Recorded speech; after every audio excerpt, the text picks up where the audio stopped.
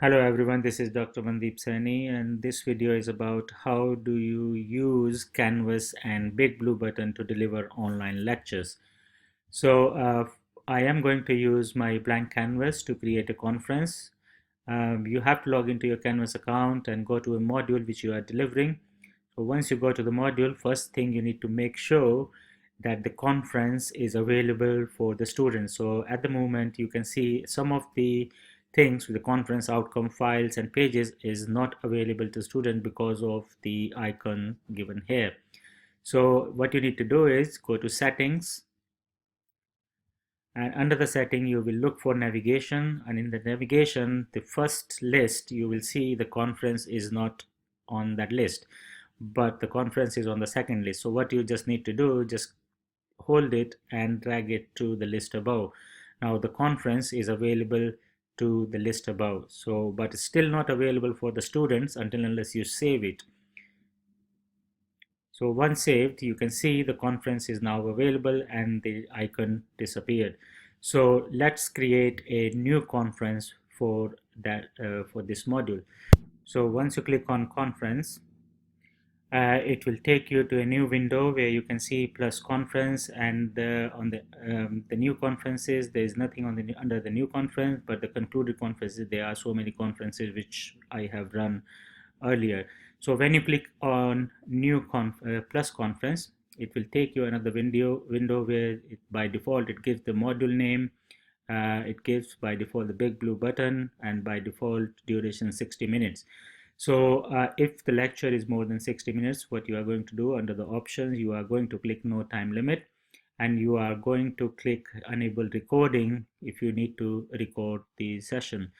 You can also change the name. So let's say lecture 1 introduction 7CNG03 UD1. In description, you can write any information you want to give the students before the conference start. So for example, session will start at 11 a.m.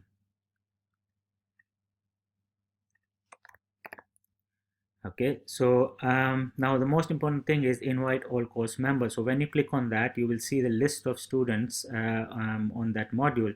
So either you want to invite all of them, then click invite all course members. If you don't want to invite all of them, you can just click on whichever students you want to invite.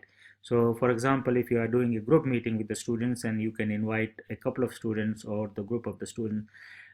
So in that case, when you're delivering a lecture, you are going to invite all course members. So once you do that and once you update, it will create a conference for you. So now it has created a conference. So lecture 1 introduction 7CNC03 UD1. What you need to do is you need to start the conference, and here I would like to recommend that you start the conference at least 10 to 15 minutes before the session start. There is a reason for that, because you want to test the equipment, for example your microphone and the speakers, and you also would like to test the presentation as well. So for presentation, I would recommend you to upload a PDF file which is being converted through a PowerPoint. So convert PowerPoint to a PDF file and upload it on BigBlueButton. So let's start the conference and see what else it asks for. So once you start the conference, the first thing is asked for how do you want to join. You want to join with microphone, or you want to join with headphones, which is listen only. So obviously when you are presenting, that you will be joining through the microphone. So you click on microphone, and then it will ask you for the permission to use the microphone. And when you allow it, it asks for an echo test.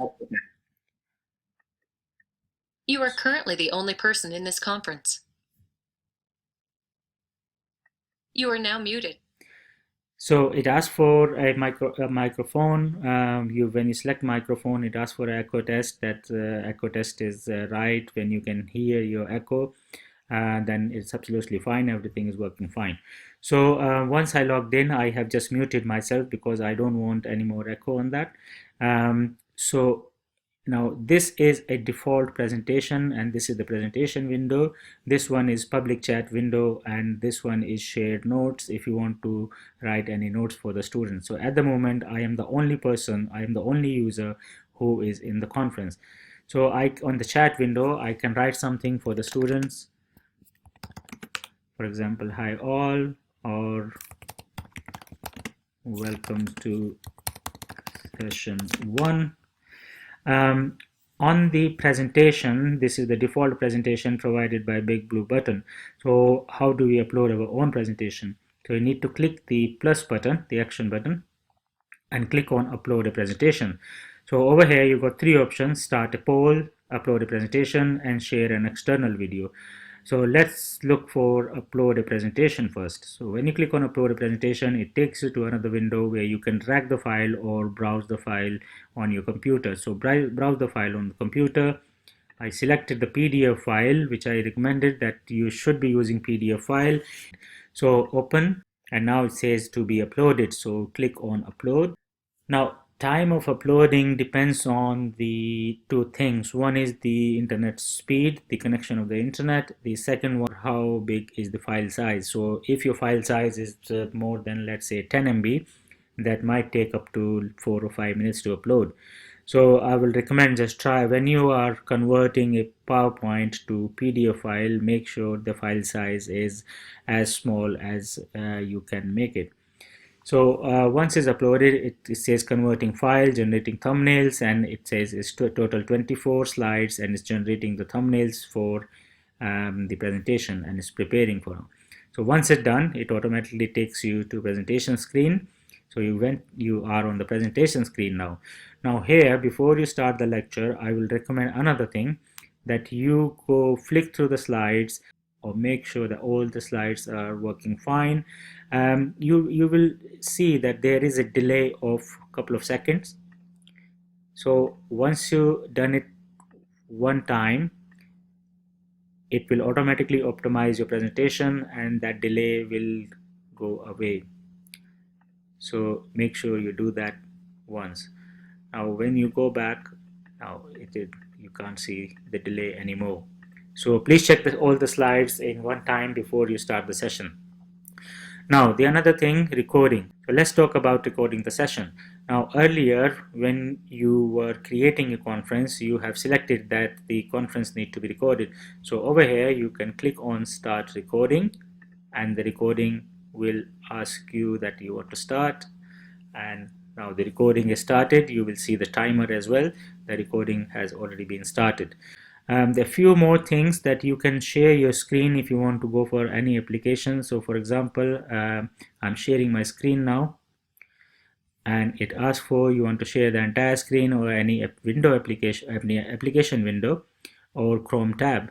So over here I'm sharing the whole the screen of my laptop, and anywhere I go on the laptop, and the student can see that. So once I start share, the first window you will see over here. So now my screen is being shared. You will see the very weird window because I'm on the same screen. But when I go to the next screen, for example this one, now student can see this window only. So let's go back. Now this was students were looking at. Now I am stopping my screen share either with the button here or while clicking here. Once I stop the screen share, it goes back to the presentation. So you can go share the screen as many times as you want to, and goes back to the presentation again and again. I got another video on which you will learn about the functions, the other functions available, for example camera, using the pencil or the drawing tools to draw something on the presentation, changing the color, changing the thickness of the pointer. So I got another video. Please feel free to watch that, and that is a very good, a very important videos to learn about the functionality of Canvas and the BigBlueButton. One more thing, when you are finishing your lecture, make sure you pause the recording, say yes, and after that with these 3 points here you click on end meeting or log out. But once you do that, it still doesn't stop the conference. It always asks for the feedback. So once you go back, what you need to do, you need to go back to the conferences, and under the conference, you can see that it's still in progress. So you need to end the conference. Now, once you end the conference, the video recording will not be available within maybe by next 1 hour, because it need to create a video for you and it need to optimize the video before the recording is available. So what will happen once the recording is available, it will automatically send you an email that your recording is available, and it will show it like this. So lecture 1 week 1. So when you click on it, it says that the statistics video is available. You click on that and you can see the video. So that was the video I recorded earlier. Let's look at the other one. So that one, the video is available. Now this is the video I recorded earlier as well. Now if you copy that URL of that video, what you can do, you can go to modules, and in the modules you can click on plus and external URL, paste that URL and give the page name maybe lecture 1 video, and add the item. So the item is here. Now you need to publish it.